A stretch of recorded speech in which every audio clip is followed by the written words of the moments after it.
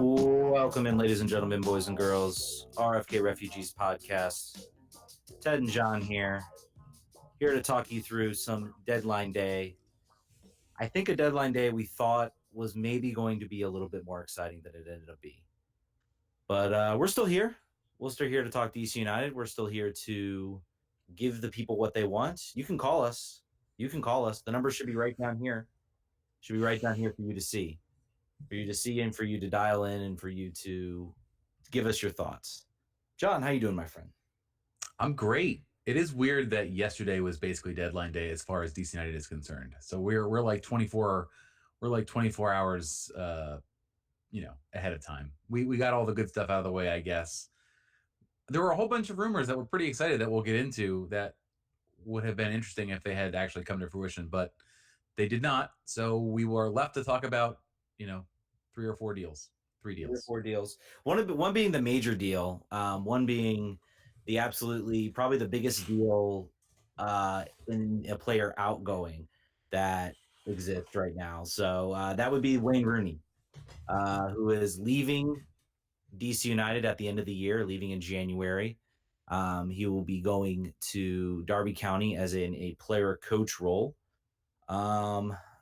We kind of talked about this in the last show, so I don't know how much we really want to when we want to get into this. But Jon, what are your thoughts? What are your opinions on this?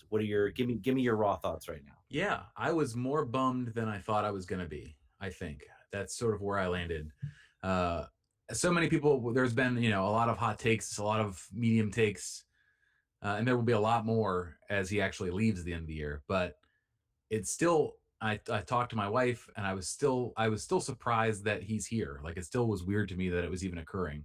So the fact that he's leaving in a year, I don't know. I guess I was not thinking that was possible. I was happy that, we were in the place we were in where we had this great player who really brought the attention on this team that this team hasn't gotten in a long time. And I wasn't thinking that there was a possibility that he would leave us early because he had another opportunity. I thought it would just, if the only reason I thought he would leave early is if he failed miserably, and he didn't fail miserably at all. He succeeded wonderfully. So, I think that I'm glad that DC United were able to keep him from leaving now and let him make it to the end of the year for a couple of reasons. It would have been ridiculous if that was the end of his DC United tenure. If that 5-1 defeat was like, all right, well, we'll never see you again. That's the last taste we have in our mouth of Wayne Rooney on this team. So, and, they're theoretically, they got 9 games. They're not out of the playoff hunt. As bad as the team has been, as bad as the team has made me feel the last 2 months, they're still theoretically, they're in it, man. They're still around. Weirder things have happened, I guess. Things could go. They've gotten some reinforcements. The bench is no longer just horrible, very sad things. It's actually some good things. So who knows? But overall, I'm very sad. I'm happy that he came. I'm glad that he's sticking around to the end of the year. I don't imagine a fairy tale ending with this. I will be glad to be wrong and be surprised, but it's tough to put it into words that the opportunity we had, and we got some great memories out of it. Now we hope we can get at least a couple more in the next 9 games. Yeah, I think that's the hard part. I think from a marketing perspective, this is bad for DC. I mean, there's no question about it. This is not a good thing for the team. They are losing, one of their most marketable stars, one of their biggest stars, and it's going away. On the fields, I'm certainly higher than Jon on Ola Kamara, but I am really high on Ola Kamara and what he can bring to this team. And he's not going to be a direct replacement for Wayne Rooney. There's very little that can do that. But I think he can certainly do enough to be an effective goal scorer in this league if the team can get the pieces around him to feed him the ball and put the ball in the back of the net. I think they'll probably, once Wayne Rooney leaves, first step is going to be to finding other pieces that can sort of supply Ola Kamara. That's going to be the biggest step, whether Ben Olsen's here or not. That's going to be, I think, the big question entering the offseason. But I'm kind of with you. I think that we've entered the acceptance phase of Wayne Rooney leaving. I mean, there are a lot of great memories with, the Orlando goal. I posted the TMZ, where Ben Olsen was ambushed in the airport. Still friggin' crazy to think about when you really think about it. Just the fact that we got to see that. But I mean, we had some. I mean, the half volley goal from this season was incredible. Even if it came in an absolute dire straits for DC. So there's a lot of good memories. The question of course comes, short of him winning an MLS Cup, I guess with this team, I don't know if some people have been asking me, is he a legend? Is he a DC legend? No. I'm gonna have to answer no. Yeah, exactly. And the fact that he didn't bring so far at least, he has not brought any silverware to the club. So I think it's going to be one of those kind of weird things that's weird but good things that sort of happen to sort of see him on the field. I think in a year's time, it's almost going to feel like it was almost like a dream or something when we see the players out there. Unless, of course, they sign Mesut Ozil, which would be even weirder. That was sort of the other thing that came from the week for sure. Did you see the news on that today? I did see the news on that today. So the news on that is, if you follow those rumors yesterday, Mesut Ozil and Mario Balotelli were the two big names that were talked about as potential January Rooney replacements, so to speak. Apparently, Mesut Ozil currently his main point of focus with DC United is putting his coffee restaurant into Audi Field. Audi Field has started to fill out the retail element of the outside of their building. And apparently I didn't go around to that side, but there's a coffee restaurant coming soon that's owned by Mesut Ozil. So his people are coming to talk about that, and also on the side potentially talk about his career next week. But we got a phone call. Yeah, I know, right off the bat. Hello, this is RFK Refugees. How can we help you today? Hey, it's JC calling in for the podcast. Hey, JC, what's going on, man? You got an 804 number, so I know you're from Richmond. So how you doing, man? Hey, I'm doing pretty good, Ted. You might know me as the best man from your wedding. Stacking the deck here. Yeah, exactly. All right, sorry, JC. I can't see everything on the thing. But what you got? What's on your mind, man? Go right ahead.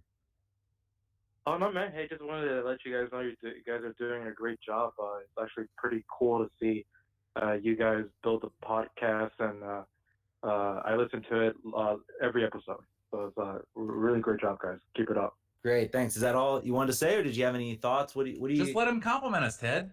Just let him be nice to us. We got to get some good radio in here. What's on your mind, man? What do you think about the Wayne Rooney leaving? I think it's a good thing. It elevated the club. He put in the work. He's leaving at the end of the season, so it's not like he's leaving us kind of at the most important point. Which last year he came in during the most important point and actually pushed us towards the playoffs. So the fact that he's actually finishing it up and he's doing what's best for his family, and he still has a go get it attitude. I think it's fantastic. It's definitely better than the way Acosta has been handling his situation when his transfer broke down. So considering all the aspects, I think this is the best way to handle it. I would agree, and we'll get into a little more of the details, I guess, about whether DC should have maybe gone for pushed a little harder for a transfer fee, and everything like that. I think definitely is worth discussing. Do you think they've done enough with the moves to make the playoffs, or to even challenge for an MLS Cup? Well, definitely not challenged to an MLS Cup. If you would have asked me a few months ago, I would have been like, yeah, the team was showing a grittiness. It's a typical Olsen team.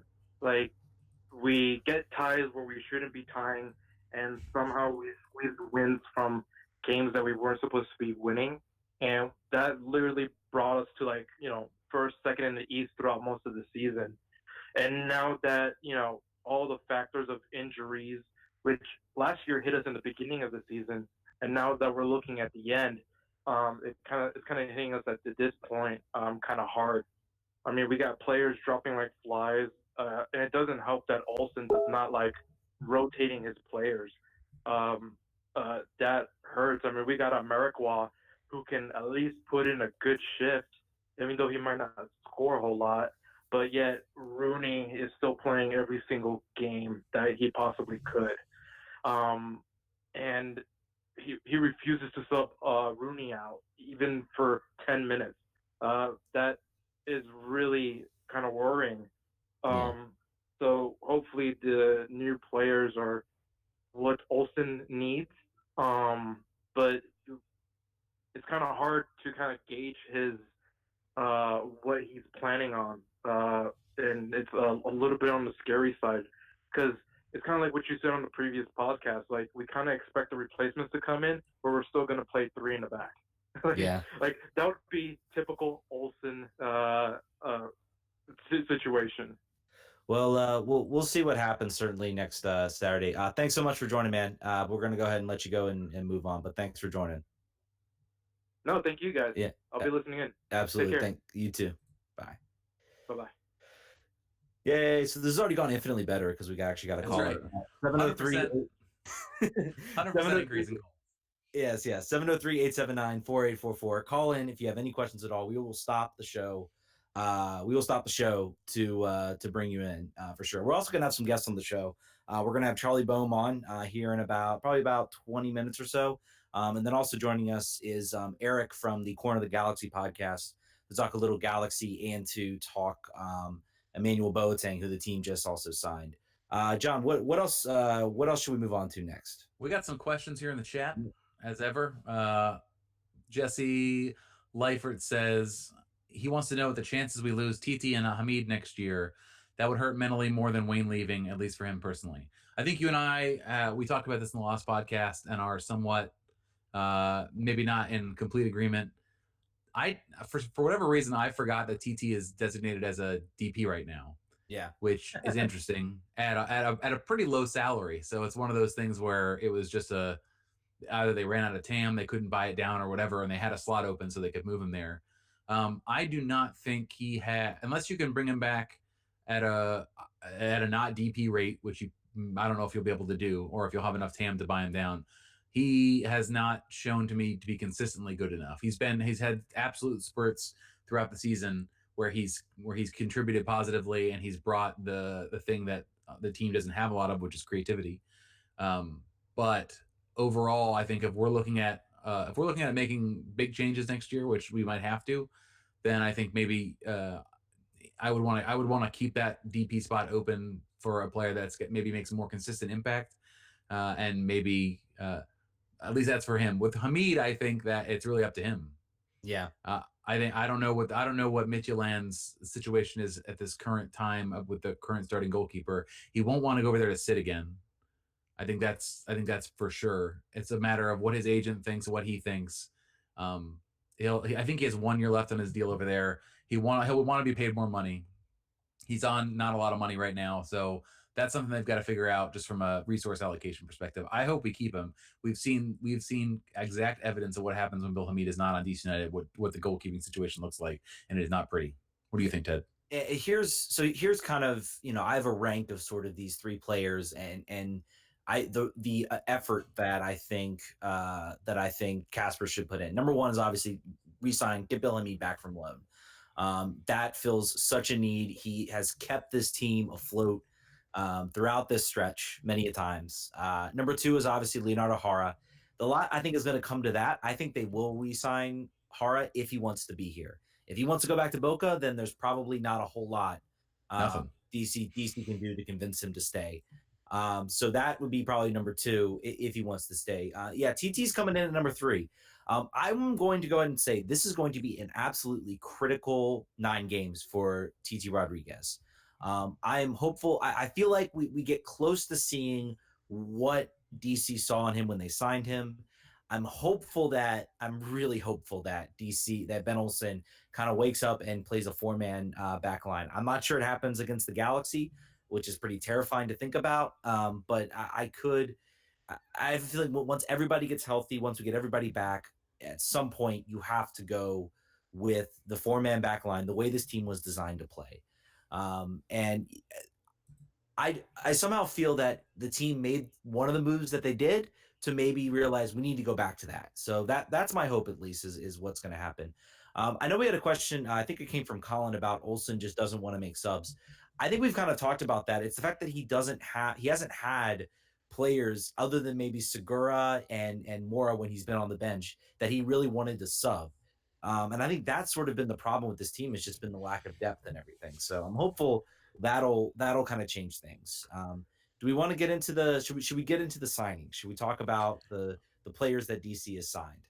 I will. There's one more funny question from Jesse that I want to bring up. Not really a question, more of a comment. Also, Audi Field charging $9 for commemorative soda cup from the home opener, which is last year, is absurd. And me buying it for my 9-year-old is even more absurd. And Colin Moore said, I went to that game thinking it was something special. And then to see that they're still selling it in the second season. I own like 6 of them. And each time I go, I try to like sneak a cup in my shirt so that I can just like get refills. And they catch me. They've caught me twice. So I've stopped trying. But yes, if you go to like a Nationals game, they have like 6 cups that they cycle in and out, and you can collect them all. This is just like home opener, 2018. We bought way too many of these cups. We bought way too many cups. Yeah. And let's get into the signing. Let's start. I want to go ahead. Let's start with the bad. Let's say the signing that caused every fan, including yours truly and John, to sort of have kind of a visceral reaction to, which is, of course, the signing of Felipe Martins over from Vancouver. They traded an international roster spot next year, and I think $75K in TAM. I want to say $75K in TAM. I'm pretty sure one of the allocations. I also think Felipe Martins was one of the questions we received from Gregory about like turning someone into chocolate or something. And I think that he was my answer, person that I hated the most. So it's very cool that he's here now. Yeah, it was one of those moves that happened, and I think there was very much a negative reaction. I think a lot of fans were just upset. You know, this is a guy that we've hated. This is a guy who injured a spindula that's been making the rounds and everything like that. I think it'd be pretty naive not to know that, not to know that there are people out there that do not like him as a player, and there are DC fans that do not like him. However, he's here, and he. There's been a lot of talk. I think also that this is very much a emergency pick. This is possibly a panic pick. But I think it's one that honestly, I think DC had to make. They had to sign somebody in that role because you're dealing with 3 of your, essentially 3 of your top on your depth chart. 2 gone to injury, 1 gone to suspension. You have LA coming up. You just lost 5-1. You need to do something to turn this around. So you make a signing like this, and it's not if Felipe Martins is here next year. If Felipe Martins is playing a regular role in this team, even after Canals gets healthy, Moreno's back from suspension, Durkin gets healthy again, then yeah, we probably have had serious problems, and maybe possibly we're like 7th or 8th in the playoff race. But as a 3-4 game stopgap until things change, I don't know. I don't know if I'm against that necessarily, even if it is Felipe Martins. John, give me have you come around a little bit? Because you were the first one to respond with, oh, dear God, no. Yeah, I mean, yeah. I think that he's something that we need. I think the team is a little bit too nice in a lot of places. He would not be my first choice. He also thinks he's going to start like perpetually. The conversations he's had with team.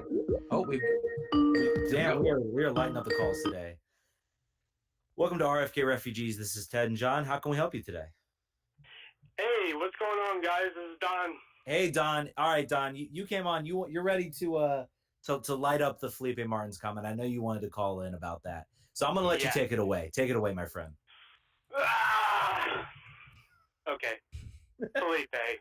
Why? No, please, no, stop. So send him back. Okay, so let me ask you this. Do you think DC needed to make a trade for defensive midfielder depth?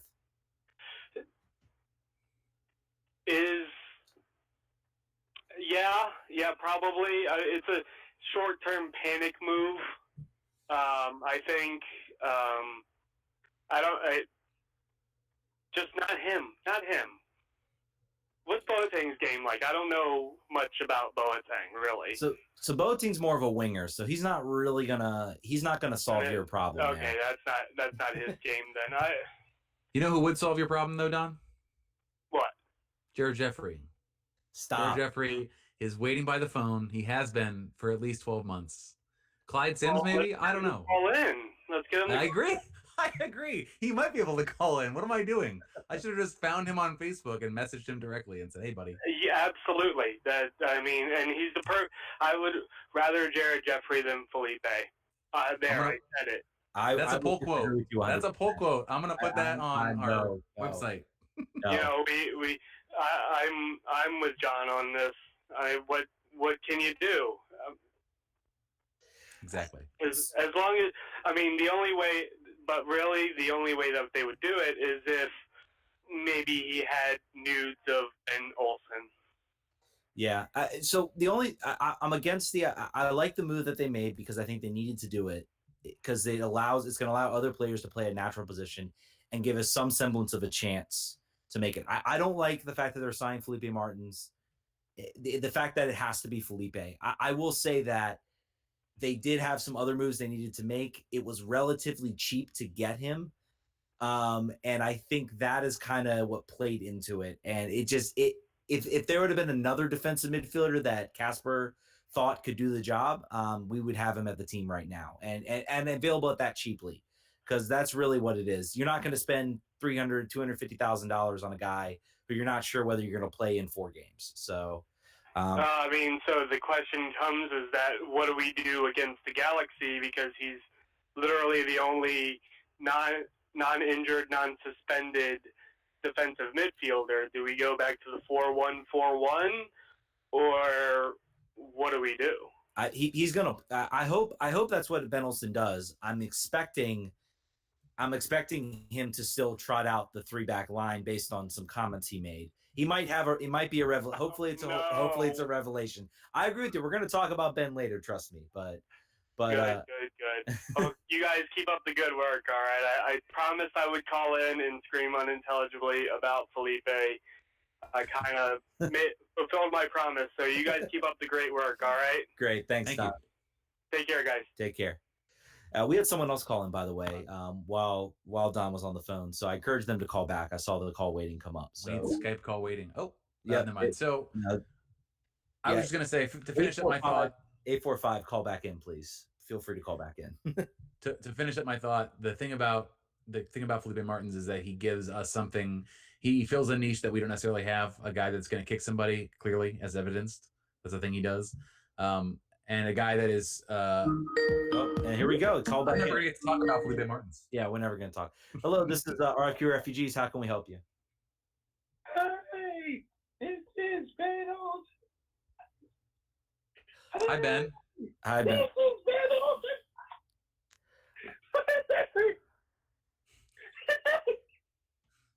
All right. All right, Ben. Great you called the show. It's a little hard to understand you. We're going to let you go, okay? All right, goodbye. All right, thanks. Prank calls are accepted too. Honestly, this is better response than we've ever gotten on this show. So, well, they're not encouraged, but I guess they're tolerated. Prank calls are tolerated. We'll say that. You get your 15 seconds, and then we'll cut you off. How about that? So you get your 15 seconds. But back to what we're talking about. So I agree with you very much. I liked also the Emmanuel Boateng move. I think that was a very solid pickup. Yep. I think it's going to get Ben Olsen, like I said, a depth position. And I think it's going to push TT Rodriguez a little bit. And that's kind of, I think, maybe what's been missing from really a whole bunch of players on the lineup is just a lack of some guy out there who's putting in the work and training, who's, challenging you for that position. And, I think TT Rodriguez has to look at that Emmanuel Boateng move and say, maybe I need to step it up a little bit, and because I'm suddenly under pressure now, like I wasn't when Zoltan Stieber was here. So solid pickup. John, do you have the same opinions on that? Yeah, I think he is taking the spot of Zoltan in that perspective of an actual depth and challenging spot on the wing and a real option off the bench to change the game up. So now you've got him and Griffin Yao on the bench as offensive difference makers or at least potential changers of game. Instead of having to shoehorn Segura into an offensive winger spot, now they're actually going to be able to use a natural player there. He has apparently some challenge, and we'll get into this probably on our call. They always call when I'm talking. Hello, this is RFK Refugees. How can I help you? Hey, is this John or Ted? Which one are you? This is Ted. Oh, hi, Ted. This is your favorite Patreon, Gregory Cox. How are you? Good, Gregory. How you doing, man? What's on your mind?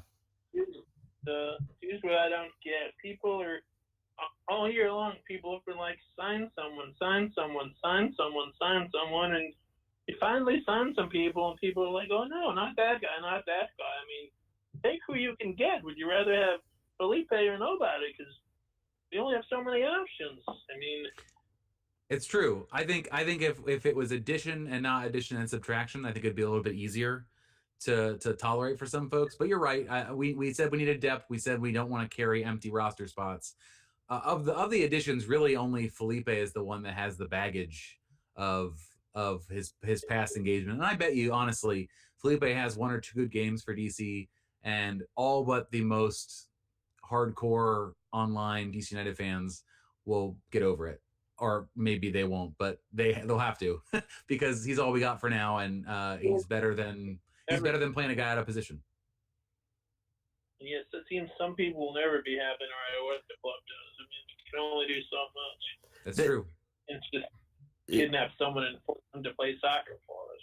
Yeah, Pro Soup says McCann or Felipe. I'm still taking Felipe over McCann. I'll be honest with you, 100%, based on what we saw from McCann.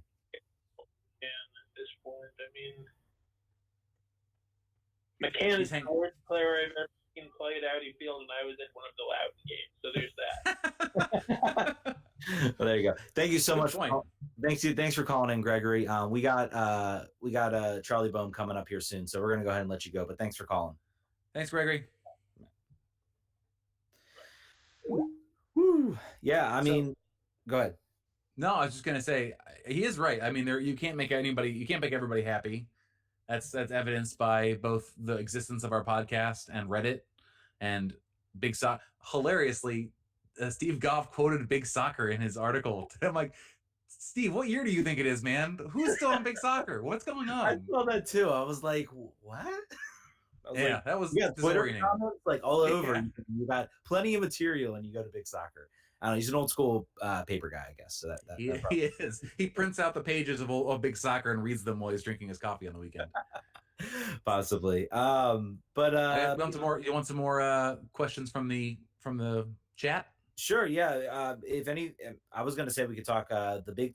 I guess we already kind of talked about him, but of course, the big signing of the season was Ola Kamara coming in, $2.5 million, the second highest paid transfer that the team has ever paid for a player. So I think that sort of, to me, that should dispel notions that this team is kind of running the cheap. They aren't going to spend the money to make the team better. And that's something that I kind of rub the wrong ways. Everybody just kind of, especially on social media and everything like that, just thinks this team is just like it was in 2014, and it's not the case. So, but you can go to the next question. Sure. Jesse again earlier said, what's up with Hara mouthing off at Hamid on Sunday too? Frustration all around.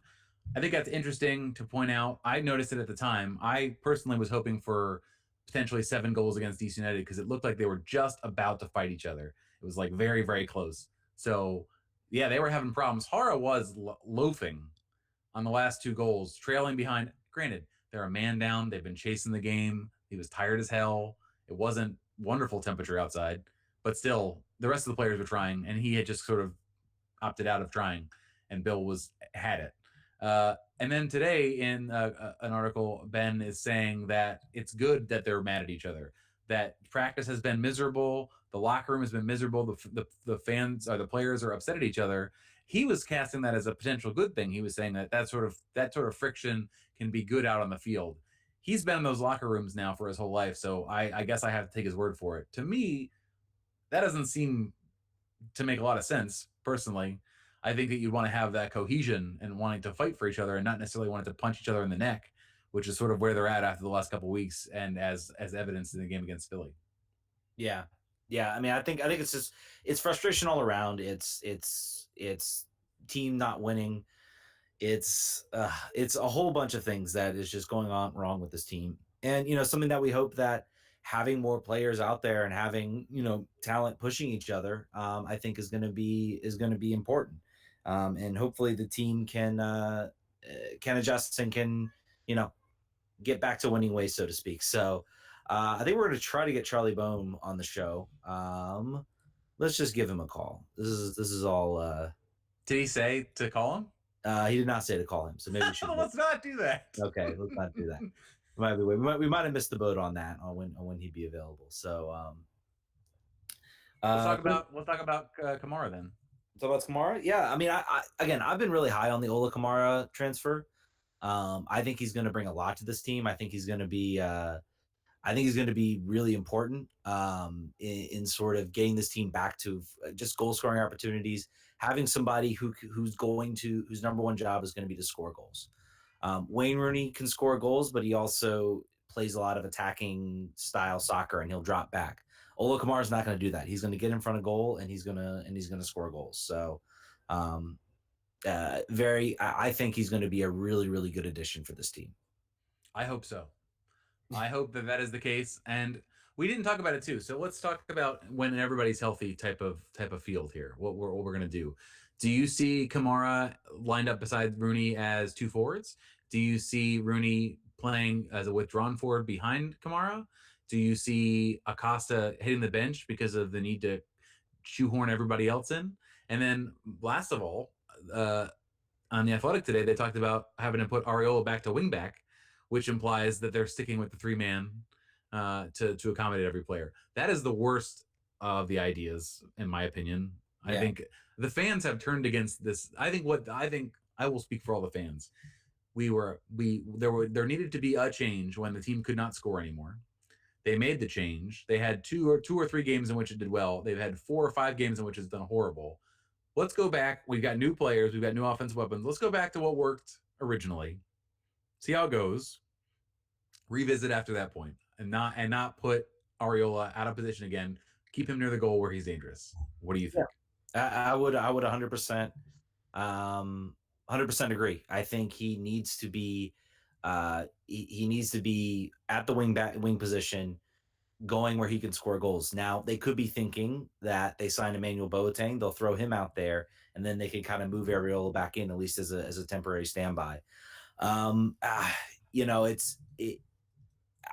Olsen seems to be like he doesn't see the same frustrations that everybody else is seeing, and that is one of the indictments, sort of, as him as a coach.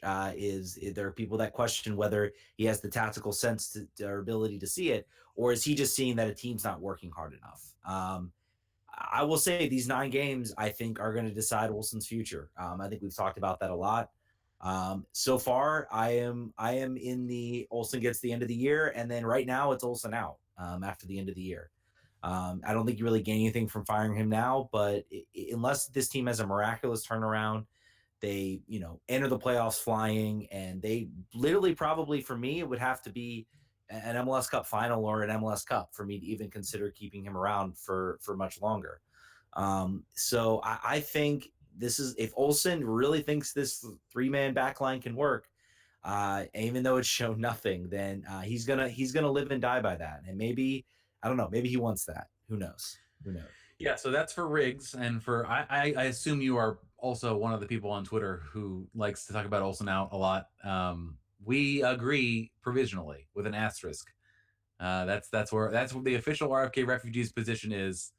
Olsen out eventually, probably pretty soon, provided we don't win the MLS Cup. That's sort of what we don't want to see Chad Ashton come in here and coach the last 9 games of Wayne Rooney. We don't want whoever would be available this close to a regular season across the world and in MLS to take over a team, institute a new offense, a defense, get to know everybody, and then try to still get us in the playoffs. No, thank you. Yeah, wait, it's been until the end of the year. And we now have Charlie Bohm, so we're going to go ahead and bring him in momentarily. And like I said, guys, this is we would love to have a third person here that could be able to help us with calls. RFK Refugees intern. This is how we have to do it. It's all we have to do it. So Charlie, how you doing, man? You're coming in hot, by the way. So you are live on YouTube right now. How are you doing? Hello? Oh, hold on a sec, guys. Can you hear me No now? problem. Yeah, we can hear you. Yep, we're good. Can you hear me? Can you hear us? Hello? This is live TV, folks. Sometimes things happen. Yeah. Hello? Okay. All right. We'll try back in a little bit. Yeah, so I don't know what happened there. Charlie couldn't hear us, but anyway, John, you got any Twitter, any YouTube? Yeah. Yep. So Johnny Delusional says we're gonna roll with a 7-2-1 formation if we manage to score early on Sunday. That is if of course we do that. And then someone said, this is a bad name, said, and as my grandmother said, if I had wheels, I'd be a bus. So they're assuming that if we get an early lead, we're just gonna have to really hold on tight and try to keep Zlatan out of the goal. Do our best to do that, and probably not gonna succeed. Also, the secondary market on these tickets is insane. Season ticket holders may choose this time to cash in a little bit on their investment. They're going for a lot of money. I'm not going to. A real fan who never ever tries to sell his tickets, will be there for sure. So we have some. I'll keep going until we get Charlie back. This is a bad name. Says Charlie Bone instead of Bohm is the most awesome name ever, and it is. I think if he has a dog, he should call him Charlie Bone. So Fosner. Oh man, I'm turning into you. Fosnerlinal. I don't. If it's German, I don't feel like I have to pronounce it perfectly, even though I was born there. So I think 4-1-4-1 with Mora, Brillant, Birnbaum, Hara, whatever D-mid is healthy, and then TT, Acosta, Rooney, and Areola with Kamara up top. I like that. That is a lineup that I can get behind. I'll repeat it for you, Ted, because I think you were fooling around. Mora, Brillant, Birnbaum, Hara, whatever D-mid is available. So getting rid of the two D-mids. TT, Acosta, Rooney, Areola with Kamara up top. You like that? Does that work for you? Yeah, that's a goal. That is a goal scoring lineup if we have one. So do I think that will be the lineup he rolls out on Sunday? No. I don't know. I don't even know that Kamara is not starting ready at this point. He's not even in full training yet. So he will be off the bench if we have his certificate. Let's see, what else do we have here? Keep those questions coming. I got a lot of comments. Less questions, which is fine. Go ahead, read the comments. We're gonna try. I'm saying call in. By the way, this is live tech support we got going on here. That's right. We are both broadcasting and providing tech support, tier 1 tech support, all at the same time. This is a bad name. Says, wasn't there a Simpsons episode where a character kidnaps the Denver Broncos and forces them to play baseball? Which non-soccer team should we kidnap and force to play soccer for us? That's an interesting question. I feel like a very tall team. We're gonna try again. This is Charlie. Hey, Charlie, can you hear us now? Hello. Hey, Charlie. All right. Success. Can you hear us? I can hear you guys great. How's the show going? Good, going well. Except for a few technical Great glitches. until I blew it up with my technical issues. You're fine. You're fine, Charlie. We appreciate you having you on. I wonder if you could just start, man. Give us a sense. What are your thoughts on first of all on Wayne Rooney departing at the end of the year? You know, like they say, mom ain't happy, ain't nobody happy. So I think that's pretty much what's going on here. I you know, it's always hard to tell with guys like him, big stars who just kind of have a different aura about them and interact with the media and everyone else in a different way than a typical MLS player. But I think he really wants to stay, wants to do this.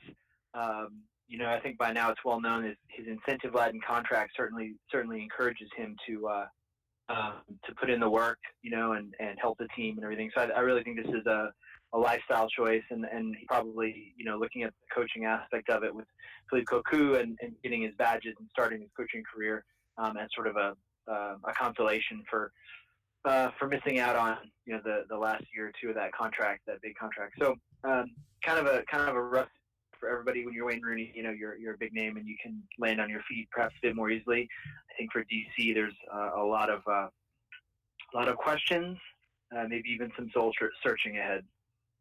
Yeah, I was interested if he was going to sell this move as a family move, which we all know that it is, or we all really are pretty sure that it is, or a football challenge and a real opportunity. And he decided to go 80-20. This is a football move versus I have to move for my family. And I was saying on Twitter, I don't think any of us blame him for that, not wanting to do that, but it was pretty obvious that was not the full context. So I want to know what you think. Go ahead. Want to throw it.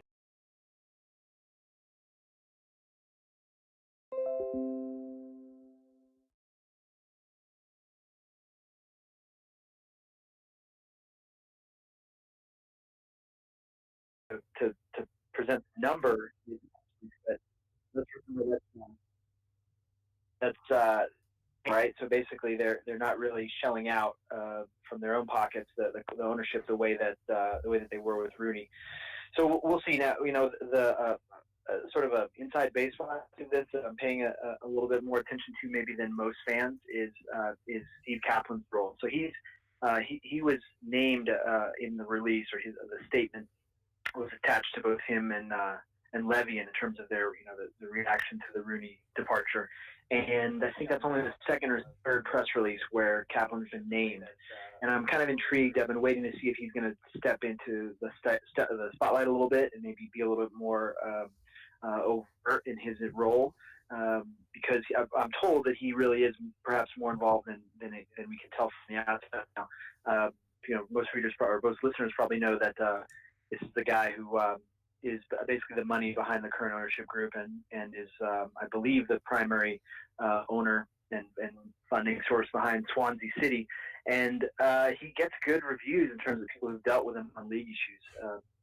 And I think he has that, I don't know, what are we on, MLS 3.0 ownership mindset? I mean, he wants to spend, he wants to invest and compete at a high level. At least that's everything I've been told. So keep an eye on that. A lot of this really comes down to money, right? If they and there's, I think we know that a lot of DC United fans are watching closely to see what the character is shown is. Is this going to be sort of on a budget, or are they going to splash out a bit, take that money that would have gone to Rooney and spread it around, maybe get a big name player? This market, certainly you can compete and draw some fans without a big name, but it's really been a shortcut. I think a little bit of a cheat code for the club in terms of the load that he's borne. So we'll see how they approach this. Steve Kaplan gets good reviews as long as it's not on Twitter from Swansea fans. As long as you don't ask Twitter, he gets good reviews. Go ahead, Ted. I was going to ask real quick. Obviously, from a marketing perspective, Ola Kamara is not Wayne Rooney. But how do you think from a field perspective, how is he going to compare? This is a true striker, and I think he's an effective striker in MLS, assuming that he hasn't fallen off a cliff during his brief sojourn in China. This is a very instinctive striker, scored a lot of goals for the Crew, scored at a pretty decent clip, even while sharing the field with Zlatan last year with LA. So I think it's a good pickup, probably a little bit of a discount considering his, might have a situation in China. So I think I like the move. I think he's going to be an outright number 9. He'll lead the line. The question then is service, right? And it hasn't really been at their best. They haven't struggled with that. You have guys like Ariola that can deliver balls to him. We'll see. I expect that we'll see Rooney drifting deep a little bit more often, maybe playing more of a 10 role, depending on how he can coexist with Acosta in these few months. But I think it gives a lot more tactical options in the near term, and then it's a good move going forward, because I think this is a guy you can build your attack around. He's a reference point as the number 9. So I've got 2 last questions for you. One, on Sunday, how many natural defenders will be playing on the field at once? Will we see 3 or will we see 4? And also, I want to go through the loan players that have their options come up at the end of the year and get your thoughts on each one, if you think they're going to stay or go, if you had to handicap it now. Okay, so is this like a speed round, right? So yeah, it's a speed round. Yep. So for All right, first, I'm ready. yeah. So Leo Hara. I think the reason that fans, I think there's some frustration with this three-back system, three center-back system that Ben Olsen has been very enamored with lately. I think Hara is a big reason why he wants to do that. He really likes the guy, both on the ball and defensively. He wants to maximize his touches. So I think he's on the pitch. I'm really not sure whether he's going to stick with this 3-4-3, 5-3-2 type look, or if Hara will be more of a traditional fullback in a 4-2-3-1. Okay. TT. Interesting, right? He's gone missing a bit. I think he's the key here because it's very similar to Acosta, right? There's times in the last few years when it's been unclear what Lucho, how much of a foundational piece Lucho Acosta is. I think TT can be that guy. And now the question is, do they try and demand that from him or coax out of him this year, or let him sit on the shelf and adapt a bit? I would have him on the field personally. That's me out in that wide left role. But time will tell. And again, he doesn't seem to be a natural fit for that three-back system. He definitely does not. He tries. He certainly tries, but it has not suited him as of so far. I feel like. And then just sort of in general, do you think Bill Hamid is on the team next year, or do you think that he's recalled, or do you think that he even wants to go back? Is it about money? What keeps him here, and what brings him back to Denmark? Yeah, I think he'd like to be here, but it's going to depend on what could quite possibly be a very dynamic environment at his club in Denmark. I think Bill found himself in a tough spot. It's still not clear. I think Steve Goff has kind of thinks that he was just an investment, and I don't know if they want to invest in him, sort of a role on the or and flip minimum return. And I do think that that's the type of player that Casper and the ownership group will be ready to shell out on. The question is just whether they feel like they're getting ripped off or not. All right, Charlie, thank you so much for joining us and for sticking through our technical issues. We'll let you get back to the rest of the soccer tonight. Thank you. Are you watching? Is it Calvary tonight, or is that later? I want Julian Boucher scouting reports from you. Julian Boucher is on. I think he's on the pitch right now. I'm not sure. He's playing in that Cavalry Montreal game. I have the Ottawa TFC game on right now, but hit me up, guys. I'll see what I can do. All right. Thank you. Thanks, Charlie. All right, we're going to go ahead and grab another guest onto the show, and we are going to grab Eric Vieira, who's going to talk a little bit of LA. So give me 1 second momentarily. John, while I'm getting his number up, do you have any other Twitter questions? Always comments anyway. No, it's good. For what happened with my laptop. So this is what happens when you're producing a live show while creating it while also trying to tech support yourself. Mm-hmm. What is a more fitting punishment for someone who claims to be a DC United fan but cheers for Zlatan on Sunday? Being thrown into the pit of doom or turned into a marshmallow and eaten as a s'more?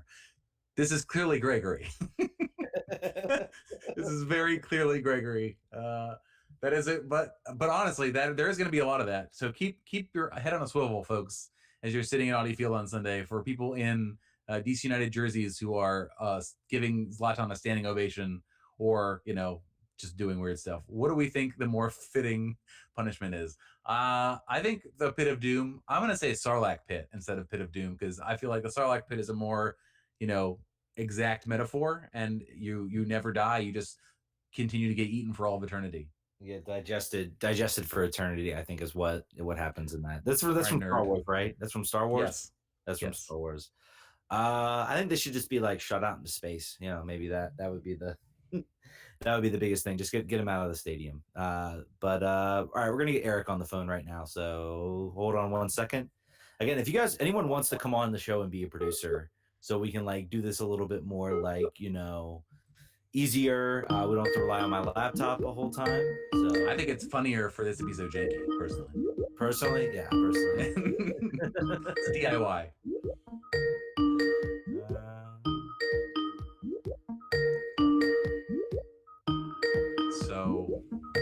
He's said he was driving, so we'll see how this goes. Hello? Hey, Eric, is Eric Vieira? Yes, this is him. Hey, Eric, this is Ted from RFK Refugees. You're live on the show. You're with Corner of the Galaxy with John Guessman. I guess go ahead. We're going to go ahead and just get you right into this. Give us your sense of how LA is doing this season. Well, once again, thanks for having me on, Ted. I appreciate it. Again, LA Galaxy this season have been, there's one thing they've been consistent in doing, it's being inconsistent. They've been just, they're up one game. We're feeling good. Obviously, we have, Zlatan Ibrahimovic on our team, so whenever he's playing, you have to believe that we have a chance to win. But then we walk away like we did this past weekend, losing 3-0 to Atlanta. The weekend before, losing 4-0 up away at Portland. But then the week prior to that, they beat our big rivals in LAFC, who's just running away with everything in the league. So they've shown they've had the talent and the ability to be one of the best teams in the league, but they've also shown that they have the ability to get beat up on pretty badly as well. So it's just one of those up and down years, the Galaxy coming off, missing the playoffs for 2 seasons in a row. So that's kind of the big goal. And it looks like they may be on track to do so, but it's been up and down for the Galaxy this season. I guess so. You guys are having a player come in, I think, maybe to give you guys maybe a little bit of consistency. Certainly some attacking talent. Pavon is he actually signed yet? I haven't been checking Twitter in the last 5 minutes. So yeah, that's been LA Galaxy faithful have been waiting by Twitter and Instagram and just waiting for that final confirmation. We did get confirmation today that the deal is done. So it's been a month-long saga with everything that's been going on to sign the player and working out deals with Boca Juniors, who wasn't necessarily being the easiest party to work with, and agents and some of the way those things work. But our general manager Dennis Teclosa was able to pull all the strings and get everything going. So Pavon will be joining the LA Galaxy. He was in training this week, so it's just a matter of getting the T's crossed and the I's dotted to get everything going. So he will be with the team, but it was took a little bit to get him here, and DC United benefited from it as well by getting one of our players, because we needed that extra TAM in order to get Pavon on the loan. So you brought him up. So I'm going to go ahead and segue into this, maybe stealing John's question. But give us a sense of what Emmanuel Boateng will bring to DC United. So Emmanuel Boateng, as we know him, we call him Emo Boateng, or we did call him Emo Boateng over here. What he brings is he brings you speed on the wings. Boateng's top 3 skills are speed, and speed. That's what he's going to bring you. And so he's someone who's a hard worker, leaves it all out on the field. And so I say that as a positive. That also is something that kind of works against him as well. His strength is also his weakness, because he basically runs himself into the ground. So if he starts a game, he's basically going to need to be a player who gets subbed off, because he's going to be going 100 miles per hour the whole time through. There was almost a running joke with Galaxy fans that if Ema starts, well, we know in that 70th minute, maybe even a little bit sooner, he's the first one that's going to get subbed off, because you're going to need the other option. So personally, because of that, I view him, and I think a lot of fans view him as a super sub, kind of coming off the bench to bring speed and stretch the defense late in the game. He was never really able to crack that to be a successful starter. I mean, he did get some starts, but he was usually, we've had injuries over the past few seasons with Roman Alessandrini and Sebastian Lletget. So he did get quite a few starts, but I don't think he was ever really the preferred starter for the LA Galaxy. I just want to quickly digress back to our point. It's very LA Galaxy that you've got Christian Pavon, a $17 million player on a TAM contract, at least for this year. That was a excellent finesse, very LA Galaxy. It's like the old days a little bit. So bending the rules, that's kind of our thing. We're known for that, I guess. Listen, if you're not cheating, you're not trying. So I gotta give them respect for always trying to, follow the spirit of the law rather than the letter of the law. Part of the game. Yes. So the Western Conference is not quite as densely packed as the Eastern Conference. It would appear the Eastern Conference has got, it's very thick. It's very it's like 3 or 4 games from anybody really being at the top of the playoff hunt. With this change, with this having to shoehorn his salary into this into your salary cap environment, how are you guys feeling as far as your playoff run? How are you feeling about your positioning as you close in on the last third of the season? Well, with the inconsistency of the last couple of weeks, not feeling as good now as I was a couple of weeks ago. The Galaxy were hovering around second or third place for most of the season, and now that second place spot, there's 3 teams tied for 38 points, and the Galaxy are actually in 5th place with 37. So they're just outside of that first home playoff game. So if you would have told me a couple of weeks ago, I would have said they're a no-brainer for the playoffs. They're definitely going to make it, and with the talent they have on the field. In a one-game playoff situation with the format change this season, there's no team that wants to face the LA Galaxy.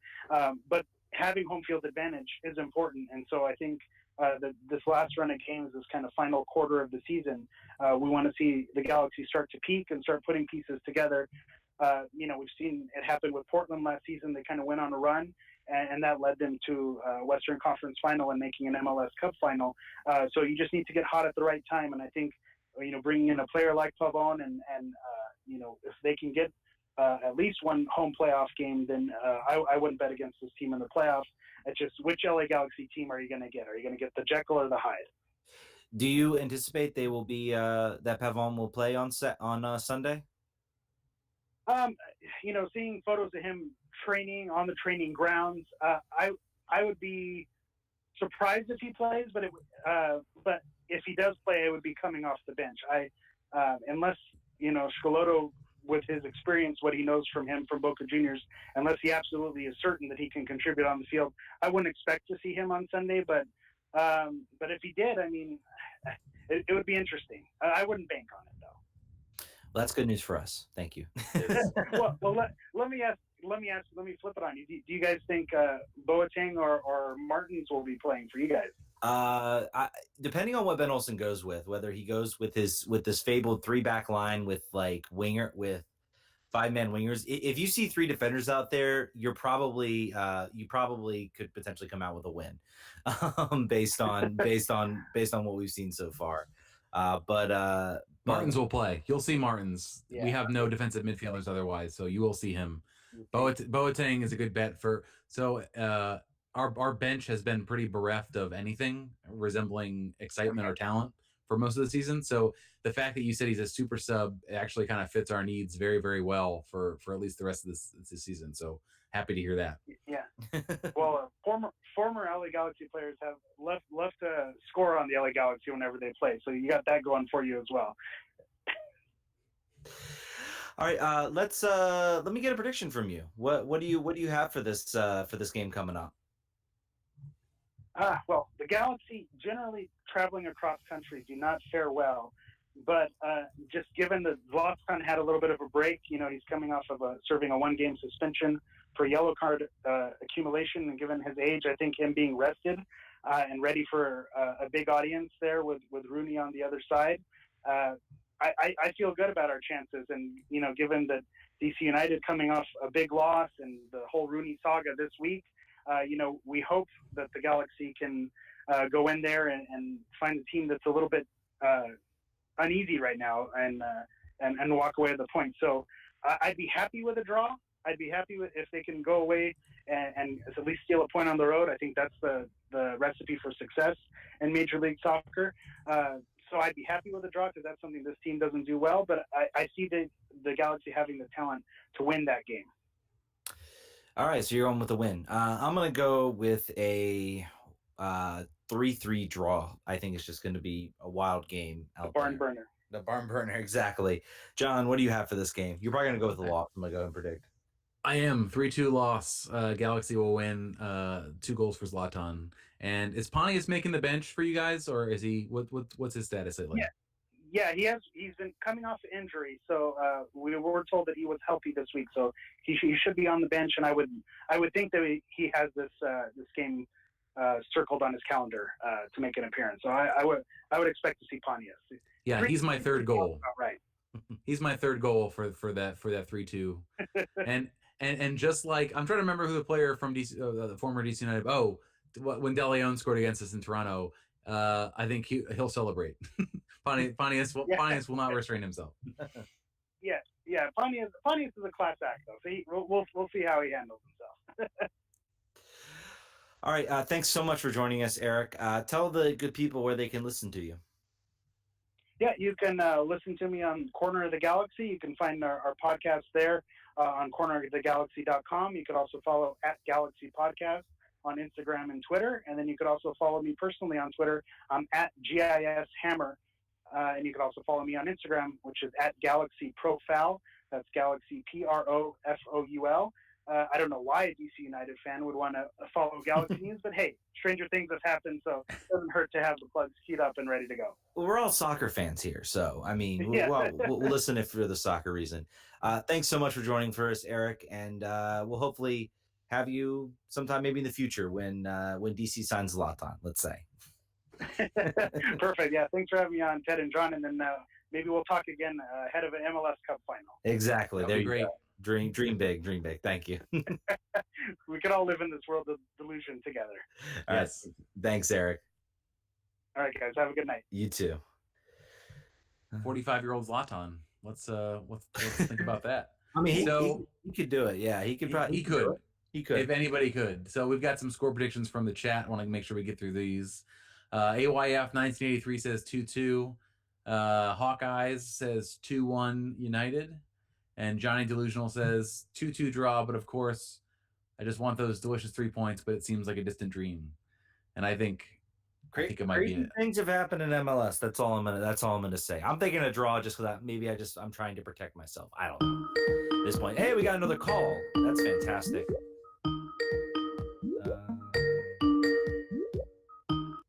Hello, welcome to RFP Refugees. How can we help you? Oh shit! I meant to call Amazon. Sorry. All right. But they're here to dial my What was that? I couldn't hear that. Someone said I meant to call. I'm sorry. And I don't know. I feel like you should keep numbers on a blacklist Yeah. as these have to come up. There's somebody said another good thing on here. Jonathan M said, sorry I'm late to the show, which you should be, because I don't know why you didn't hit the notifications bell on YouTube to tell you we were going to be on. Does Ben survive if LA wins big 3-0, 4-1-ish? I think he probably does. I think for the reasons we talked about before, but just Twitter will be very bad if we'll potentially have like a week off of the show or something just to stay away from the toxicity that will be all of us, all of our feelings about this team should that happen. And Johnny Delusional says that if he survived the LAFC and Philadelphia thrashing, he sees Ben, he's going to keep his job till the end. I think that's probably true. Yeah, he's. I mean, in my opinion, it doesn't make sense to fire him and hire an interim, unless this team is sitting outside the playoff picture, or they are if they're eliminated from the playoffs before the season's over. That's the only way I see him getting fired. I don't see any other way that it happens. He's here till the end of the season, until and then we'll reassess from there. And I personally hope it is. Unless you wake at the MLS Cup final, we need to find someone else, because the team essentially, the Rooney, with Rooney leaving, this team is essentially entering some form of rebuilding, whether it's a major rebuilding or whether it's adding a few pieces, whether it's bringing in Mesut Ozil. This team is going to enter a rebuilding process, and I think I think this could be a good opportunity for the team to bring in somebody. Another thought: this team, when you have Wayne Rooney on your team, you can attract players because it's the idea of playing with Wayne Rooney. Mm-hmm. When you don't have Wayne Rooney, then it becomes a little more harder. People are going to see what other options they have. You could offer a player the most money, but he could look and say, well, do I want to go to DC where I'm playing with, no one I recognize, or am I going to go to, I don't know, Club Tijuana or something like that, even though they're offering me less money? It becomes a calculus issue for DC with not having Wayne Rooney, with not saying, hey, as a young striker, you're going to get to learn under Wayne Rooney. You're going to get to, feed balls to Wayne Rooney. So that's really going to be the episode of the team is, can they be as effective getting players in even if they're not going to have Wayne Rooney out there. Oh, we got some more score predictions. Kevin Spence 2-1 LA. Jesse Leifert says 1-0, but Hamid will score the goal, so that's a DC 1-0 win. Latino Dog says 4-1 or 3-1 LA Galaxy. That's the real doom scenario. And Kevin Spence notes that Christian Gomez is finally retired. Yeah. So that's a F in the chats for Christian Gomez retiring at 49 years old or however old he is, 59, AARP recipient. Pretty Still playing down there in Nueva Chicago until very recently. That's crazy. But Christian Gomez, he would classify himself. I would classify him as a DC legend. Brought an MLS Cup in 2004. Just such a fun time to watch from 04 to 07. Absolute legend. A guy. Has he had the Hall of Tradition yet? I think if they ever. I don't think so. For the 25th anniversary, he should absolutely be in the Hall of Tradition. He'd probably be like my next player that I would think would have to make that role. But we'll see what happens with the 25th anniversary next year or the year after that. I'm still debating as to whether it's next year or the year after that. But all right, we're gonna let's leave this open for about like 5 more minutes, so you guys can call in. This is your last chance. We said 10 o'clock, but it was going to kind of depend on who calls in, who shows up, and everything like that. We got through our guests for the day. So 703-879-4844 if you want to call in. If you can't read. What's that? If you can't read, but you got the audio format. You got the audio and you got the visual. The number's right down here. Pretty close. Right. It's for our blind listeners. We want to make sure that we're accessible. Yes. Hall of Tradition. What's that? Exactly. Equal opportunity, my friend. Trying to think of there's so we got a little bit maybe into the into sort of the Olsen discussion and Olsen out, and I'll just say that I think there are a lot of people out there. I think there are a lot of people that are genuine, that are fans of this team. I will say there are a lot of people out there that almost seem to take joy out of this team losing, and that to me is very much very upsetting. So I don't know. I hope that Olsen succeeds, to be honest. I really do, because then the team succeeds and we get to take Rooney out, I guess, on a good note. So hopefully, let me ask you this. All right, I got something came to my head. If Rooney wins an MLS Cup, does he become a club legend? If he brings an MLS Cup home? I don't know. I mean, you were calling Gomez a legend. Gomez only played for the team for four full seasons, then he came back for a fifth. So if duration is not as important as impact to the club, then yes. If you can make that big of an impact in that short of time, then I think yes, because he single-handedly, along with the stadium, brought the team back to relevance. And if they win while also being relevant, then yeah, I think so. I mean, it will be it's not as, I would say he's like a diet legend. He would not be a gold-plated legend. He'd be like a silver legend. He had to a silver legend. So and boom, we have another call coming in. Greg, this is you. Yeah, I'm sorry, Greg. This is like your third or fourth time calling in. I can recognize your number now. I've got it down. So someone new, please call in. We got to cut it off at some point. We can't just have the same person calling in constantly. Yeah, I mean, I would say if he brings a cup home, that changes the calculus significantly.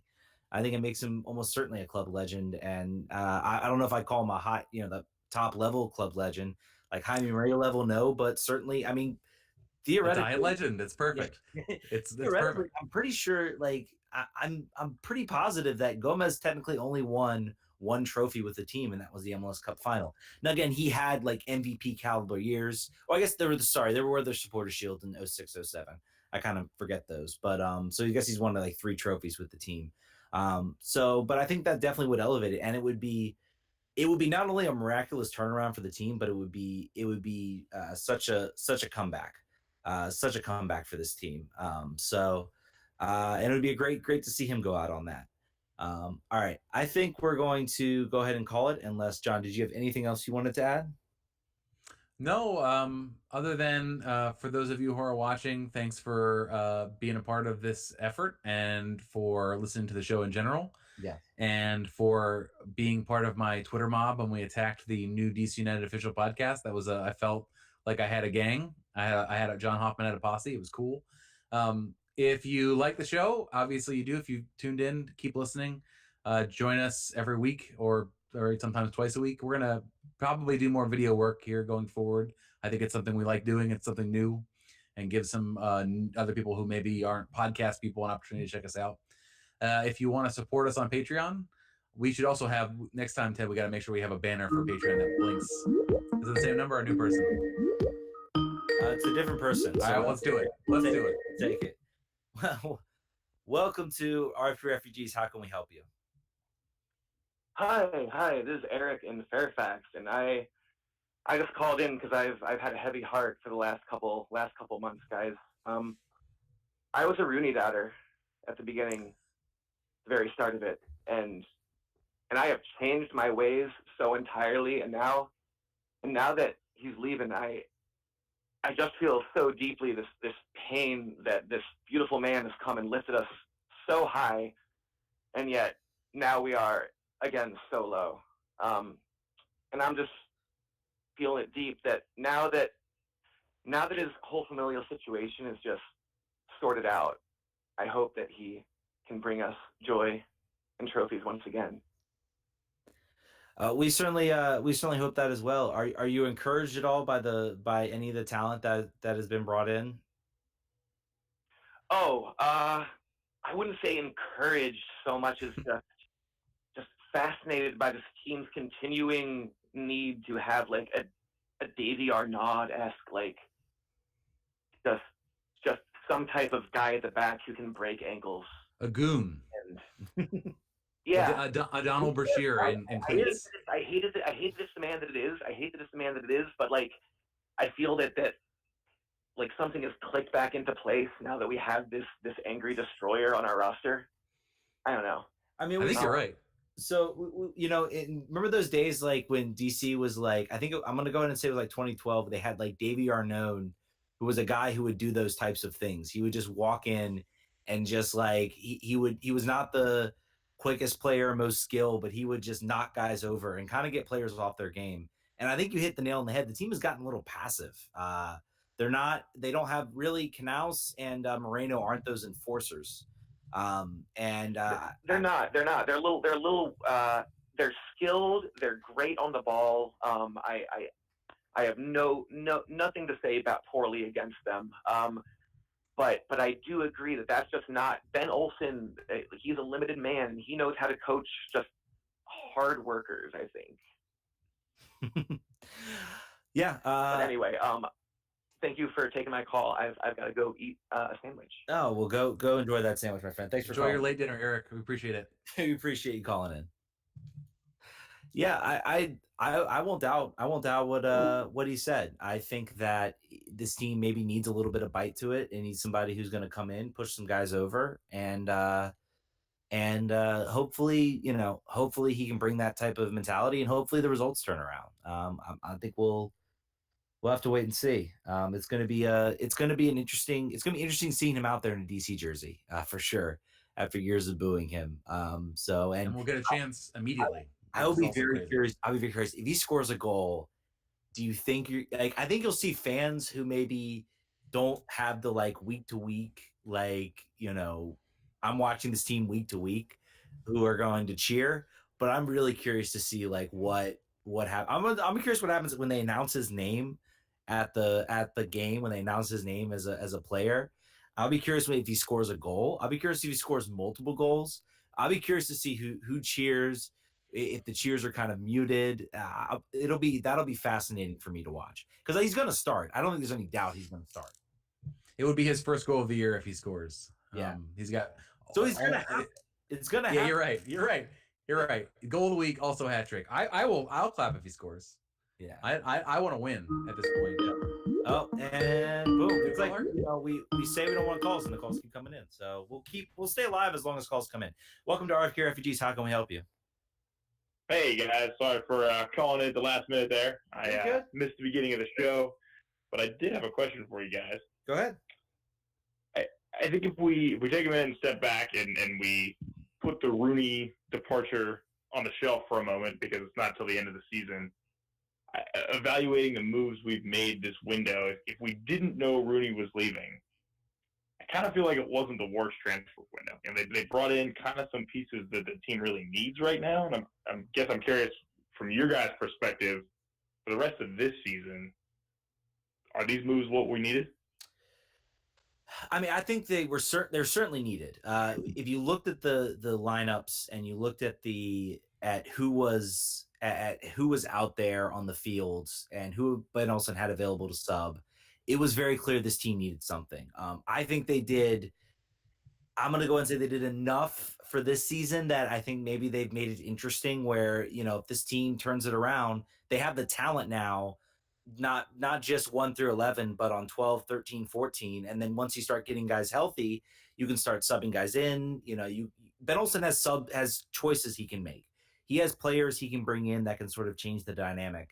And he hasn't had that all season. And we can go back and talk about the failure that was to really have that type of thing. Have that type of sort of being able to sort of change the game. But I mean, you're theoretically looking at a situation where Kamara is 100% fit, maybe after 2 or 3 games. I mean, he's 6 months without really playing, but I think he can probably get fit pretty quickly. And also he's going to be an out and out goal scorer. But you're talking about it. He's going to be on the bench maybe for a couple games. He's a guy you can bring in and change the game. Boateng, if he starts or if he's off the bench, he's going to be able to brought in to change the game. And those are guys that Ben Olsen really hasn't have. I don't know, John, are you in the same boat with me?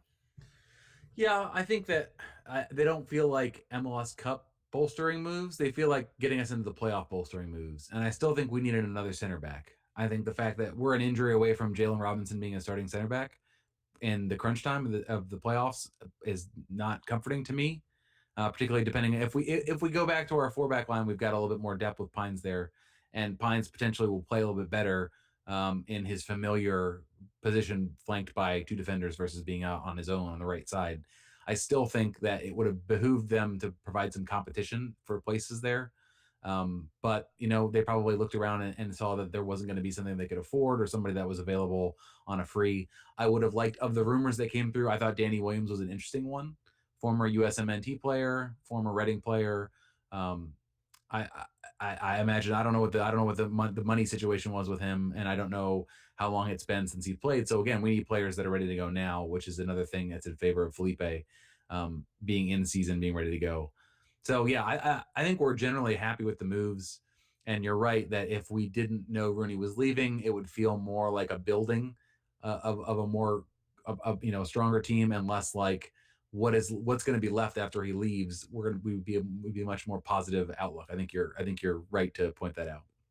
Yeah, and I think Garcia was the one guy that intrigued me. I think he would have been somebody who you would bring in, and suddenly that changes everything. Unfortunately, they couldn't make it work.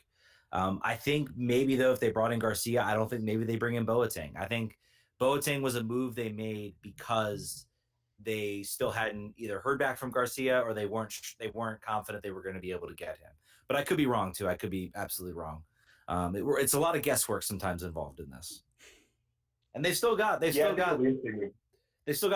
4 hours, 3, I guess 2-3 more hours to figure it out. So who knows?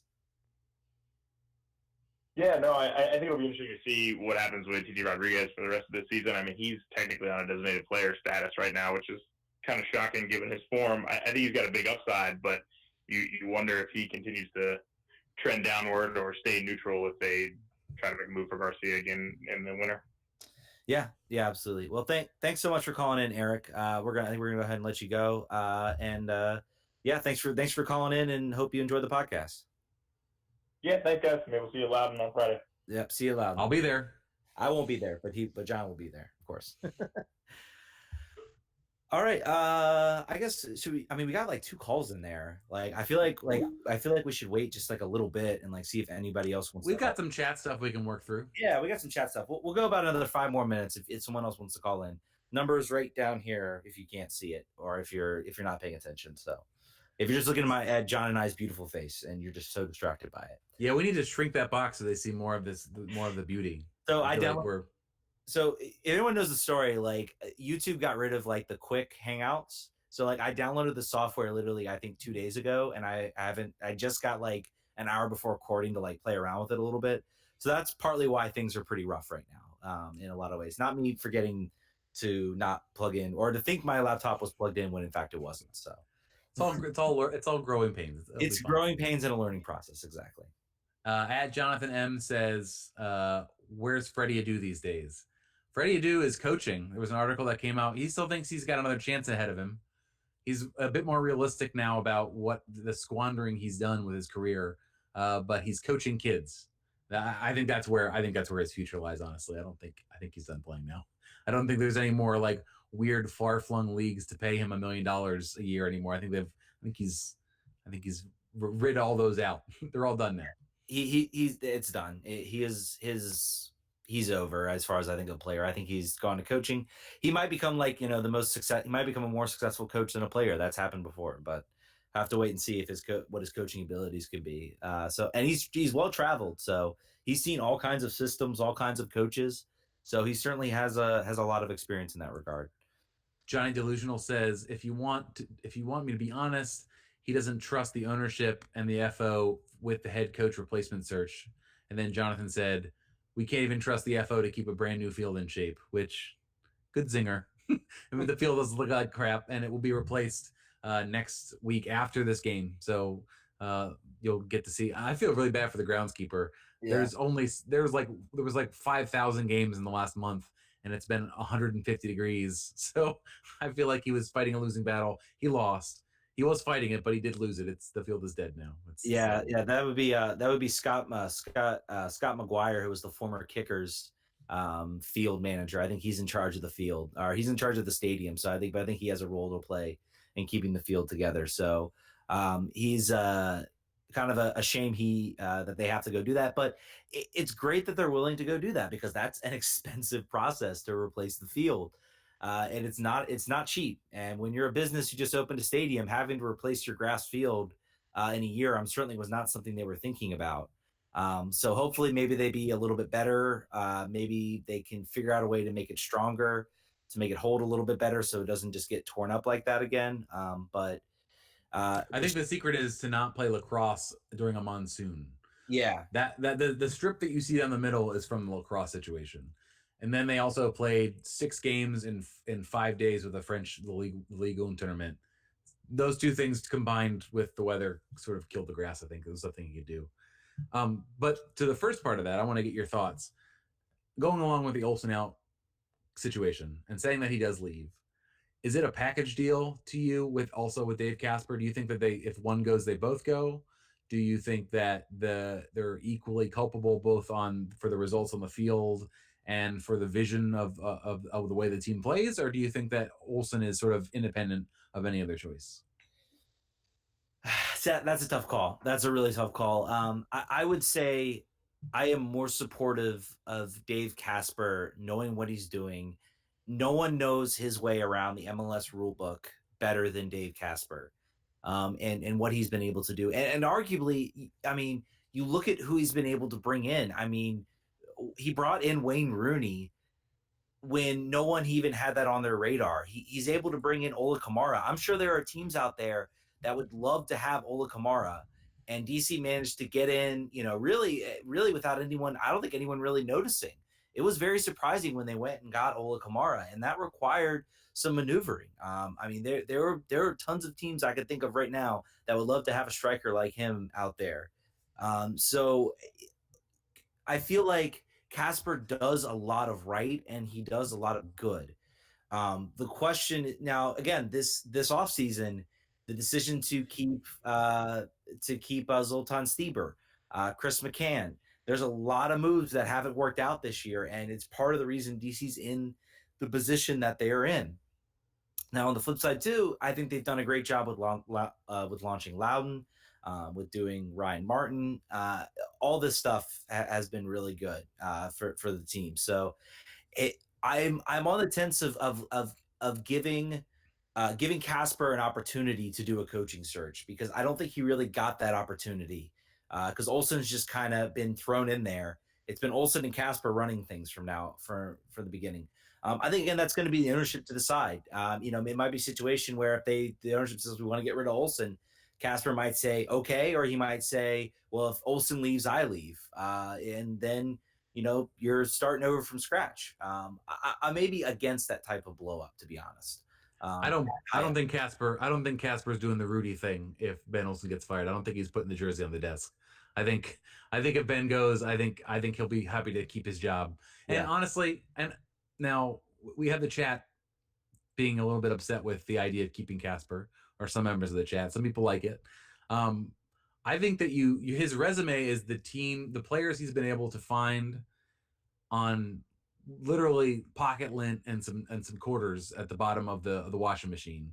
That's basically been his budget. The coaching search with Ben Olsen was, again, resource constrained. I don't imagine we're going to be high. We won't have the cheapest coach again after Ben Olsen. The viewpoint will be a little bit wider than it was before. So I honestly, I think that we need a new vision on the field. I don't necessarily think we need a new vision as far as the type of players we're looking for. That's really dictated by money. Scouting is dictated by money. The ability to bring in players that are of a higher caliber about money. It's not about Dave Casper.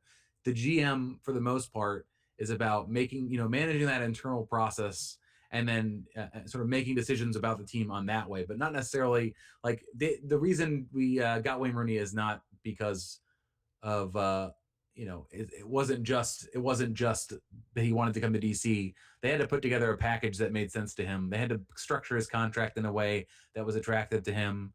The incentive laden element of it made him play hard and score goals and care more than anybody, because he got paid, I think, $250,000 every time he scored a goal or something like that. Was it 25 or 250? It couldn't have been 250. Yeah, that would be that. we would be already mortgaging Audi Field, I think, more like doubling out the seats. So yeah, I think we're on the same page. I think those are separate arguments, and that the one to fire Ben is much more compelling based on results, based on trying to figure out a new direction, a new style of play, than potentially Casper is. Yeah, and you almost always see a coach go, and then the person running sort of the soccer, the higher up, the GM gets a chance to find his own coach, and then if that doesn't work out, then you can start asking questions like that. But I think we've seen Casper be relatively successful than a lot of front offices in MLS once he got once he got the purse strings open a little bit. And when the purse strings were constrained, he still managed to find just some unbelievable players that managed to get some success. I mean, look at Dwayne De Rosario, had a good couple of years here. You had, Fabian Espindola. These were all guys that he managed to get and bring in when the team did not have really any type of budget whatsoever. They were really offering whatever allowance MLS was going to give him. So I think he's shown when the purse strings have been open that he can bring in talented players, and he can bring in the skill set. I would wonder, when he saw that 3-back line go out, when he knows Olsen had the ability to play a 4-back line, I wonder if he kind of went, oh, come on. Like, we've got the ability to play the way this team was built to play. What are you doing, Ben? But I think he steps back and lets Ben, pick the lineup. So I don't know. That's going to be a tougher question, I think, maybe than whether Olsen goes or not. That's going to be probably the big discussion, is when Olsen goes. If Casper's leading the search, then probably Casper's fine. Now, the question is, what happens if they find somebody who says, I want complete control, and it's somebody DC really, really wants? I want to be the technical director and the coach. And what if DC thinks that's a good idea? That would mean a Jurgen. What if a Jurgen comes in? Not actually Jurgen, but a Jurgen type not comes in. Not just a Jurgen, but Bruce Arena has complete control and in New England. Now that might not mean that Casper goes away. Casper might have to step down, but that's going to be the question. Would he be willing to do that? He'd be like, you know what, just get rid of me. I'll go find somewhere else to go. That'll be interesting to see if they get, because that's been kind of becoming a little bit popular. I mean, you have Peter Vermees over in Sporting Kansas City, who has complete control. He is the technical director and he's the coach, so it can work. The problem is Jurgen is just not a good soccer. He's even a worse soccer tactician than Ben Olsen. And I know I'm going to light up the chat room with that. So that's why I said that, because Joe Cromwell said that he doesn't think that, and I think he's probably right. They wouldn't give that power away if they wouldn't have taken Bruce, because we know that Bruce was angling for this job and they didn't let him have it. So I think that they probably like to keep those powers separate. I think you give Dave Casper a chance to figure it out. I wouldn't be. Now, if you hired somebody else that was proven and could do the job, I wouldn't tear my hair out if you didn't move Casper on. I think he's done a good job. I don't think there's no one that could do better than him, but I'm fine with a new direction. If 50% new direction or 100% new direction is fine with me. I just don't feel strongly about the other 50%. Yeah. Well, this is going to be interesting 9 games.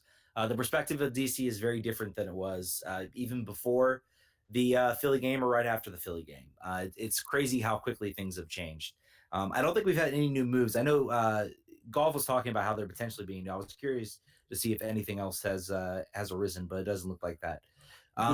We've got some coaching candidates here in the chat I want to run through real quick. Josh Wolf, unfortunately, has a job already. We were instructed that we've got to keep Zach Thornton, protect our Zach Thornton at all costs. I'm fine with that. That's good. Who else we have? Jurgen Klopp. That's an option. Mourinho, Marcelo Gallardo as manager.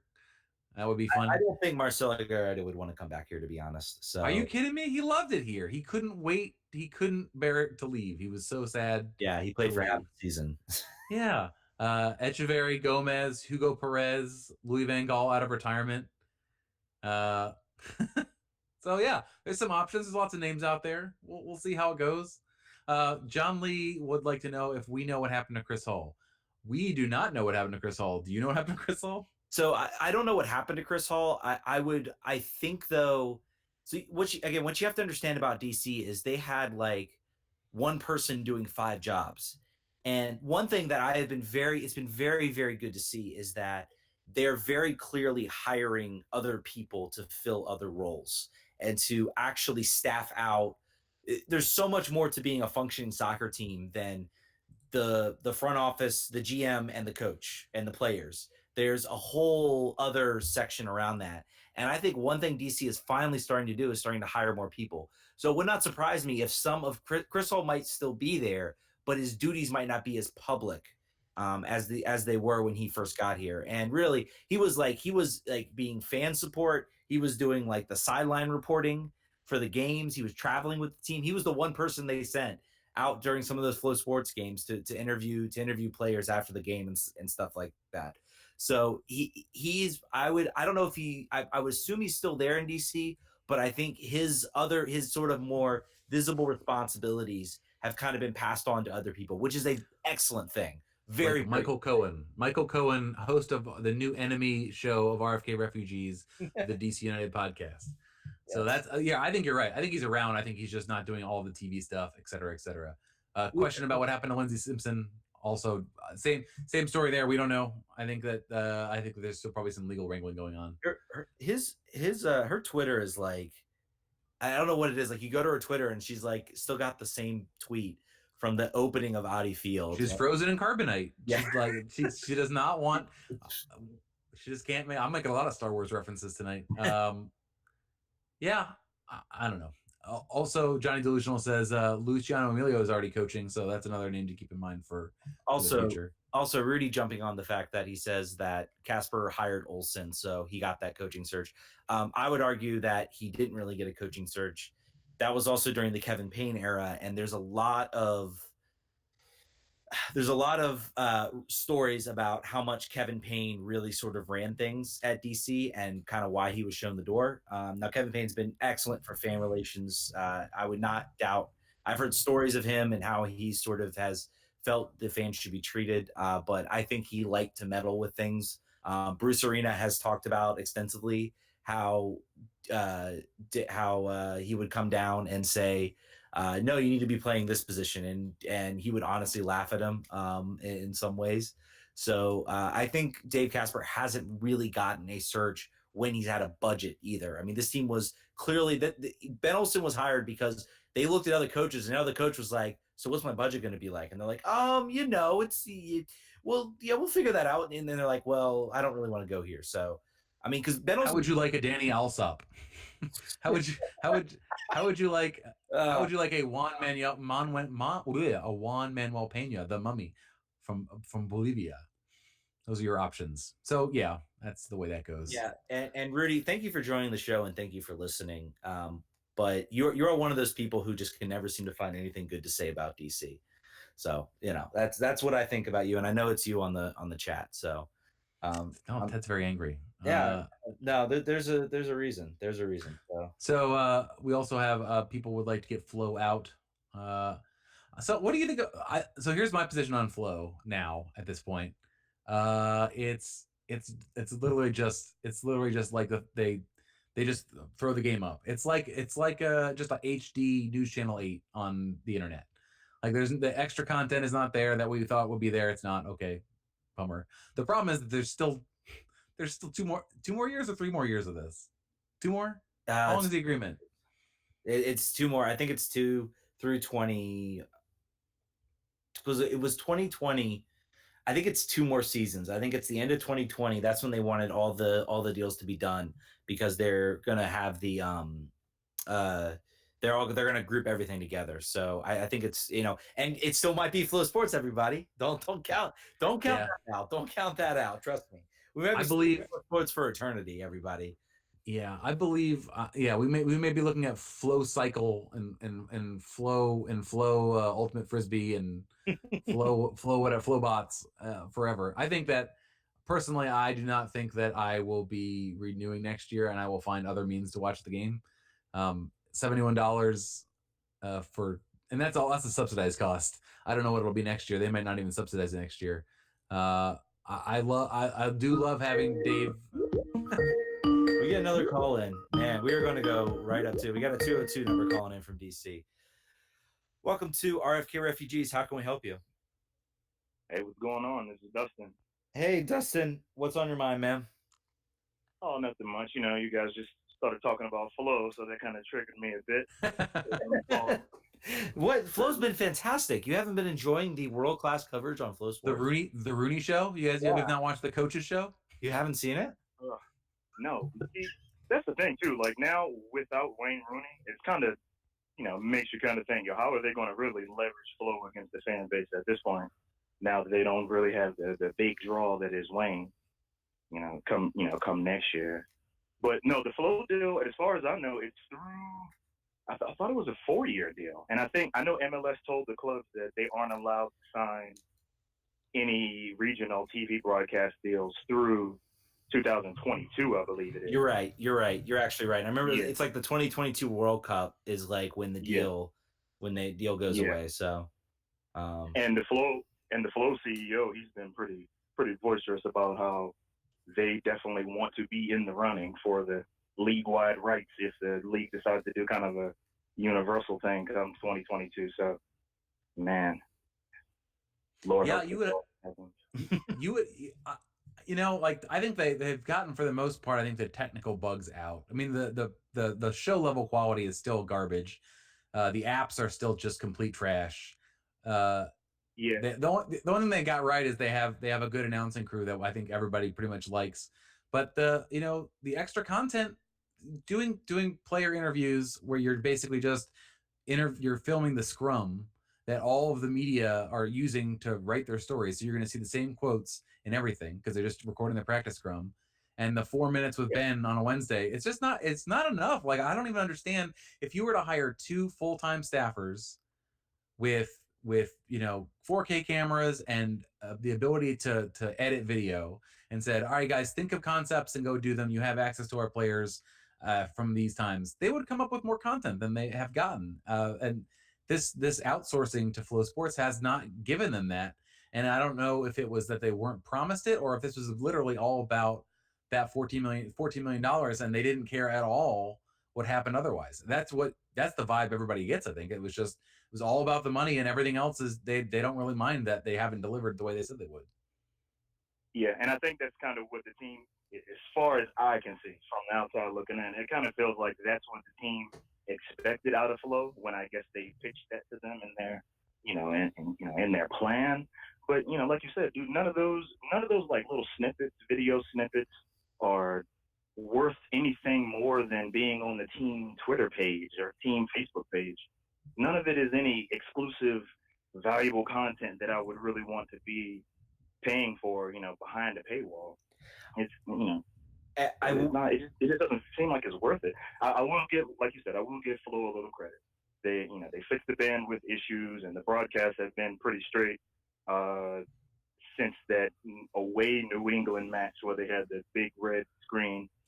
But and also they did get a Fire TV app, so if you have a Fire Stick, it will work for Fire Stick now. Flo does have that now. So. Yeah, so one thing I will say is it seems to me that the team might actually have been part of the contract. They might be the ones sort of responsible for producing the content, because what we're seeing now is I'm seeing a lot of people being hired, on the sidelines. They had Chris Hall. There wasn't a Flow Sports person they hired separate. They just had Chris Hall. And so part of the deal was sort of that it would be a combined effort between DC and Flow Sports. So I really put the blame kind of on both of them a little bit. I think DC deserves maybe a little bit more blame. Not certainly for the technical issues in the broadcast and everything, but certainly a lot of other things. So I would agree with you that that Flow Sports the streams have gotten better, but the content is lacking, and I think part of that might actually be on the team. I think the team needed to hire people to do that, and they're starting to do that. So I'll be curious to see what happens next year. They got 3 more years of this, so maybe we'll get something. Maybe we'll get an Ola Kamara show or something like that. Or Mesut Ozil goes to the Mesut Ozil drinking coffee or something. Coffee with Mesut. Dustin, have you seen the IG videos that they've been posting? Sort of like it's like they have it's like filmed the dubstep or whatever EDM, and it's like very creatively cut. Have you seen those videos that the team has posted? Not Flow, but the team. No, the Instagram videos I hadn't. I've seen like some of the stuff that they've been doing on Twitter and Facebook, but Instagram no. Yeah, so they obviously hired a young person and as like an intern, and they said do whatever you want with this video, and it's really good. Like it's like a YouTube highlight hype video with not like 1990s Italian techno music. It's like current music. So I suggest everyone check that out. That's free. You don't have to pay $71 a year for that. It's not it's not feature rich, but at least it's something pleasant to look at that's DC United related. Yeah, sure. I have noticed that the Facebook and Twitter videos have gotten a little better. If anything, they should just give Quincy a man his own like Flow. Yes. How have they not? You are absolutely right. That's easy money. That's like $20 sitting on the ground. I don't understand why you don't pick that up. Yeah, dude, I'd watch Quincy talk about MLS performance. Ben Olsen give coach speak and cliches on a Wednesday. So I'm with you. Yeah. But anyway, man, thanks for the show, man. I'll keep listening. I appreciate you guys' work. Yeah, they did BobbyBoswell.com. They should do that. But thanks for joining us on the show. And thanks for calling in. All right, man. Have a good one. You too. Bye. We have the chat calls it midfielders in cars getting coffee with Mesut Ozil. That's A plus. That's the comment of the night so far. All right. I think John and I, we said this would be 2 hours, but I think John and I are about ready. We have to go see our families. I put the 2 hours just so I think YouTube might cut me off if I go above the time. So I think we're going to wrap this up tonight. You guys have been awesome. This has been an awesome show. I have to admit, you guys have stepped up with calls, with everything. And it's been awesome to listen. And we'll be back. We'll be back next week to review the LA game. Hopefully things will be happier. John, do you have anything else you want to close out on? Nope. Just to remind everybody, if you're listening, watching us on YouTube, make sure you subscribe. We're going to be doing this more. Make sure you hit that button so I don't have to tweet 900,000 times on the day of to remind people. Although I'm still going to do that. Just FYI, it's going to happen.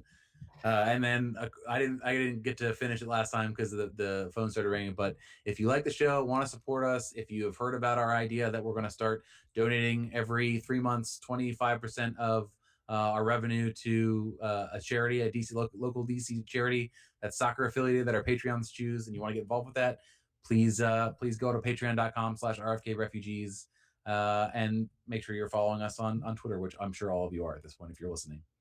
And Dan, I will be at Loudon, so I will tweet my general location. You come say hi if you want. Yeah. All right. Thank you all so much for listening, and we will catch you all next week. Vamos. Vamos.